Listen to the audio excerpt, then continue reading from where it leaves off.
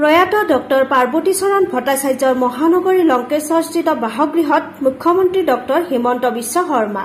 সদ্য প্ৰয়াত ডক্টৰ ভট্টাচাৰ্যক শ্ৰদ্ধাঞ্জলিৰ লগতে পৰিয়ালক সমবেদনা মুখ্যমন্ত্ৰীৰ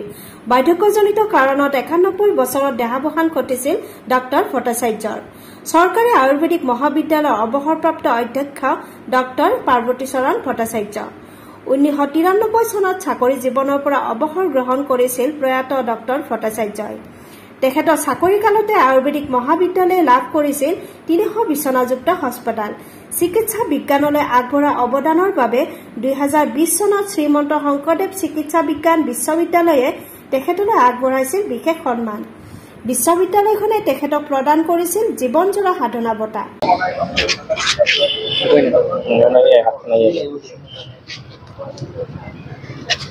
ডক্টৰ পাৰ্বতী চৰণ ভট্টাচাৰ্য শহুৰ আছিলে তেখেতৰ কাৰ্যকালত আয়ুৰ্বেদিক মহাবিদ্যালয়ত ৩০০খন বিচনাযুক্ত যিটো ব্যৱস্থা সেইটো আৰম্ভ হৈছিল তেখেতে শ্ৰীমন্ত শংকৰদেৱ হেল্থ ছায়েন্স এছামৰ পৰা ২০২০ চনত লাইফ টাইম এচিভমেণ্ট এৱাৰ্ড এটা পাইছিলে তেখেতৰ যিটো চিকিৎসা পদ্ধতিটো